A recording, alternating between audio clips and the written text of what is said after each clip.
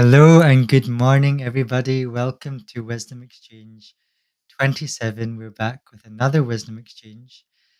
And today we're going to talk about the topic of overcoming social anxiety.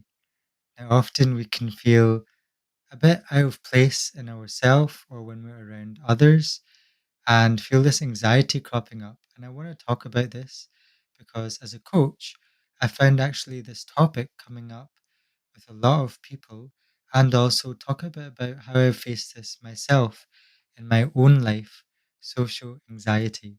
So, as you'll know, we've already had a lot of podcasts illuminating dialogues. And at the start, as you can tell, I was probably very socially awkward and a bit anxious.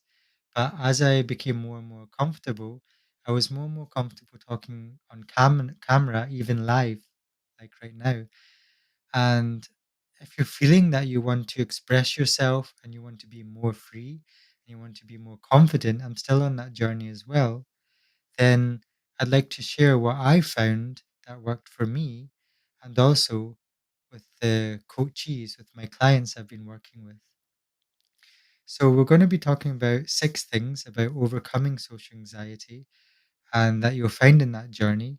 But first of all, I just wanted to share with you a bit about myself and my journey so far. So I don't know if you can relate to this, but growing up, I never felt I fitted in to the mainstream culture. So, for example, in the UK at the school time, people will have house parties and drinking and things like this. And I felt a bit social anxious because it felt like I should fit in, but actually I didn't fit in.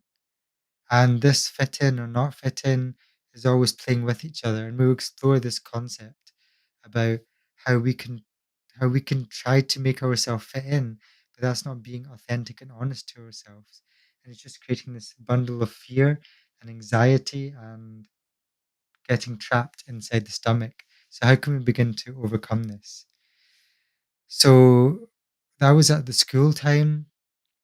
I also was in Holland for a little bit during my younger years, and that was international school. And so that allowed an overarching culture. So people like Japanese, Americans, Europeans, Indians, Malaysians, they were all together. And that overarching culture actually had no over prevailing culture. And so that allowed a real openness. So sometimes, like a fish in a pond, when we're in one culture and we're in that water, we cannot realize that this is actually we're surrounded by this water, but we're never looking inside of us. So we can feel a bit trapped. And that feeling a bit trapped is actually an indicator that something's not working well for us. And so school turned into uni, and the same pattern again repeated where people may be going in for going clubbing, going at uni and partying and going out, and people moving away. Meanwhile, I was living at home thinking, what's wrong with me? Why am I not being able to connect with people? Why am I, on by myself on my iPad, listening to Star Trek, listening to Yogscast and Minecraft, right? And then it wasn't until I went to Singapore that I realized that, hey, I came out of that culture and I was suddenly enjoying it. It was another open culture where I was meeting different international exchange students. I was able to do different activities and I was getting outside my head into my body, immersed in a totally different culture, right? So, again, that journey showed me that coming out like a fish out of their pond, you're just coming out of that trapped mind, that trapped stomach, again into your heart. And we're going to explore the steps how we can start to overcome social anxiety in that way. But I was still having that pattern. I was still stuck in my bedroom, like in a single bedroom in Singapore. I remember just going on my iPad every day, studying, walking, studying, and just repeating in this loop. And it wasn't until I went to the gym and I started to talk to a few boys. And I remember that even to talk to them, my palms were sweating. I was thinking, should I not? And I was so socially awkward. But again, it's just a feeling inside me. And I said, "Hey, how are you? Where are you from?" "Oh, you're from UK. I'm from UK too." And we started talking and just putting out your energy there. And it's a little bit of faith required. You have to go beyond your mind, putting your energy out, and it can be a subtle whisper that developed then into them inviting me to just watch a movie like Lord of the Rings. And it turned out they were nerdy too. And I was nerdy too. And we played Civilization together, which is a game. We watched Lord of the Rings, and they said, you're not so socially anxious. And so they could tell that I had this, socially anxious aspect. And then later at work, um, I remember some colleagues said, "I admire how socially smooth you are." And I was like, "You don't want to know the trick? I'm not socially smooth. I embrace that I'm socially awkward." And so I just wanted to share that story with you that we can sometimes put this frame, or society, we can put this frame for us. But actually, there's no frame. It's all about accepting yourself. So when I came back from Singapore, a couple of the girls in our group said, "Wow, you've had such a glow up." And because I was actually in touch with myself more, so that means I was dressing better, I was carrying myself better, and I was just more in touch with my spirit. So overcoming social anxiety, that can be one way of viewing it, but another way of viewing it is getting more in touch with your spirit. So now that I've shared that with you, I wanted to give you some context, some story, because it's always helpful to have a genuine story about how to understand and relate, because sometimes you can see part of that in yourself as well. So, these 6 steps I want to talk to you about. If you're feeling that you're wearing a mask when you're going outside, you're just smiling and agreeing all the time, but you don't have anything to say, you're feeling that maybe you're listening a lot but not taking things in. Maybe you're expressing yourself, but you're not expressing yourself fully, and you can't really talk your heart out to anybody, or you might seem a bit weird. So, the first step is all about taking responsibility, going from the mind, like we all talk about, and going into the body. And taking responsibility is having that response ability, having the ability to have a response. And what is that response? It's about self acceptance. It's about saying, "Hey, I accept that I am anxious in social situations," just breaking it down. I accept that I'm having certain thoughts, and accept I'm having certain emotions. That's the first step. Because when we have full acceptance of ourselves, we're not putting any expectation, but we start to shift from expectation to curiosity. That's where the magic happens, because we're going from the mind, all the thoughts here, we're going back into the attention, and we're developing this curiosity and acceptance. And when we put a new energy of curiosity and acceptance, and even though we can't accept it, just accept that you can't accept. And that way, just notice the energy comes down from the mind. Oh, I'm accepting that I can't accept that I'm socially anxious. But you're fully accepting that you're socially anxious, or you're feeling a bit awkward in some situations. Then we can start to just step back a bit and go into our body. What does that feel like? Is my mouth getting dry? Am I not making eye contact? These might be the initial outside things. Am I getting sweaty? But then it's like, ooh, what does my stomach feel like? What thoughts are coming up? Do I feel like I'm avoiding something? Right? That comes into the full acceptance of what's happening in the body, because we have to give permission that what's happening in the body is as real as what's happening in the mind. But nowadays, because we're in the mind a lot, we give more recognition, more prestige, more honor to what's happening in the mind and thoughts, and we don't honor the feeling as much. We don't hold this in high regard as thoughts. So that's step one: body to mind, responsibility and acceptance. Two, It's noticing what's aligned. So remember we talked about in the stomach, what is shifting here and there. That means it's not aligned. If something in yourself is dodging all the time, that means it's not being aligned. So when someone's talking to you, it could be maybe they're talking about, hey, I drink this, I drink that, alcohol, or maybe they're talking about going clubbing or the football or whatever the overriding culture is. And that's okay because one person or one group of people generates their reality and maybe they're enjoying their reality and you have a different reality. You might see the world differently. And it's not just a mind thing, it's also an energy thing. What flows naturally for you in terms of energy?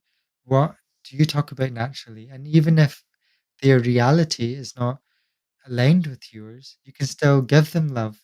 You can still accept that, and you can still not give judgment. And that's the beauty of it, right? And so it doesn't mean that you're bashing the other person's reality or saying, this is not right morally or blah, blah, blah. You can still have your own moral compass. You don't need to be very arrogant, but you can just rest in your own way of viewing the world. And then that gives you total responsibility to say, hey, that doesn't align with me. I don't have to engage in this conversation. You can throw in a few jokes, but say, actually, yeah, I don't align with that and go away. And that's hard to do when all you see is that reality, right? So I'm just going to share my whiteboard for a second, just to give this a little bit less abstract. So, say you're here and another person's here, or a group of people, and they're talking in this way to you.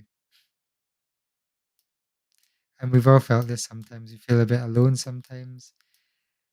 But what can happen is when we don't understand ourselves a lot, we can actually let this consume us and we can get lost. But instead, we can realize that we might can construct a bubble for ourselves and realize, okay, that's their reality and that's my reality. But then when you start defining your reality, then you can start actually rubbing this or highlighting this a bit and realize, okay, this is my reality, this is your reality, but there's also some maybe space in between that we can journey together. And that's also part of illuminating dialogues. But first, we have to overcome, you know, separating ourselves out from the mainstream what's talking. We have to see what's our reality, what's aligning for us, and then realizing what's outside of that. Okay, so I just wanted to make it a bit more visual for you to understand. So now, coming back, aligning sometimes as well, just on the second point, moral principles. Am I doing the right thing here? Because sometimes when we're listening to people, we think we're being a good person, or we think that we're doing good by maybe being a bit more humble or listening, and that's really good. But sometimes we're not doing ourselves favor and the culture a favor and the other person a favor if we're saying, actually, this doesn't align to me, and you're doing that person a good time and you're yourself good time if you're being honest with yourself. And it's all about honesty. Because if you're saying, am I doing the right thing? Then you can start with honesty. Am I aligned with this conversation? Am I being truthful, but also kind and out of love? So there's a bit of nuance here that we can sometimes feel caught up in that I've noticed. Is like, um, yeah, but I'm listening and everything. But then are you being honest with yourself? You know? You have to treat the other person like you're treating yourself. If you're listening to the other person deeply, are you listening to yourself deeply? The third is then culturing, nurturing that life force, that energy, that prana, that chi within you. And remember what we said, what's noticing what doesn't align with us, but then noticing what does align, noticing what is in alignment, like that sharp sword, and making that energy spread. So if you look at illuminating dialogues 10 with Punawasu, It's all about that stomach energy channel, where that's that fire inside us, and it's building, coming away from the thoughts and building the feeling, building the momentum. So, what's that positive energy that we're giving permission to? That life energy. So, journaling, noticing what's feeling right, what doesn't feeling right, cutting away what drains from you, building what gives you energy, doing your passions. Is it editing? Is it blogging? Is it sewing?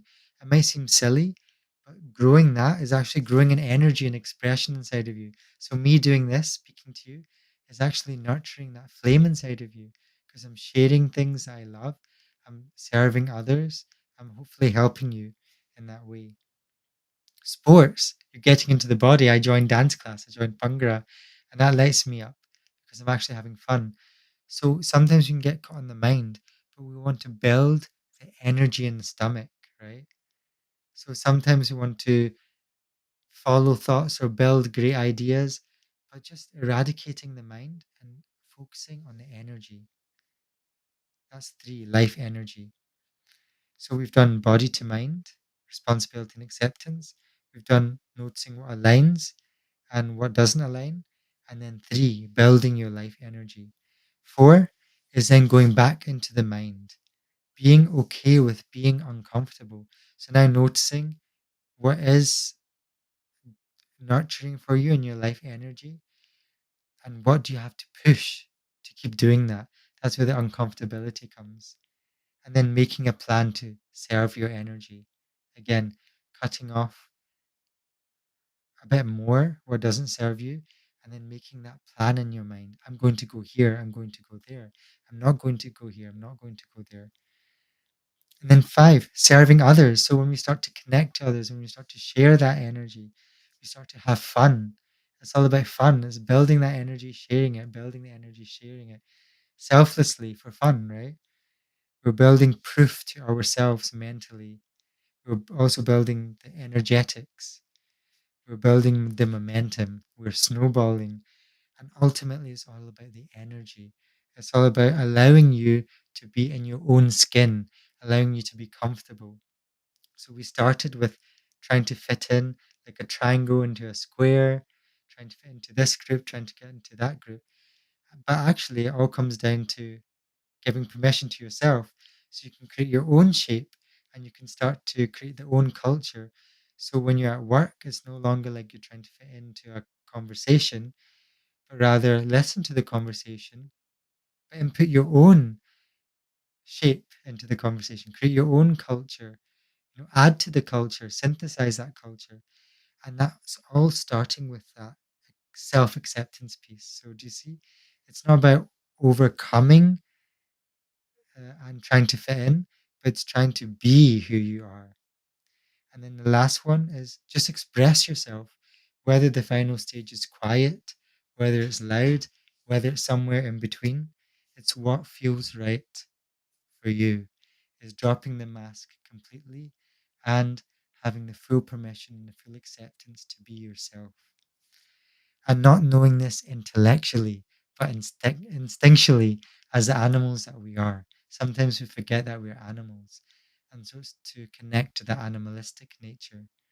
It's to be in your own vibe and not to have strict boundaries, but to understand the vibe of who you are.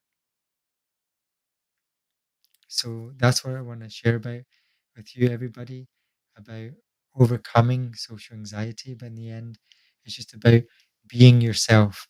And hopefully, there it gives you a few pointers, a few tools about accepting yourself, building up, maybe coming on camera, maybe speaking and being yourself. So I just want to share with you at the end five tests that may be helpful to you. These include, and they helped me over the last few years. I started with MBTI, understanding that I'm an ENFJ, understanding what I'm drawn to, and that helped give me permission. There's via strengths in there, there's Enneagram, there's a bunch of other tests that you can use for free. And that can actually give you the tools to delve into who are you? What is your personality? You know, and start to really give yourself permission and own that, and then burst out of these tools and, of course, express yourself into the world. And of course, if you want to chat about digging into personality deeper, I'm a professional coach, and you're more than welcome to drop me a DM or a comment or what have you. So, with that, everybody, remember to go slow, connect to yourself, and that way, go far. So, wish you a lovely day ahead. I hope that was useful, everybody. And as always, I will see you all next time. Bye bye. Take care.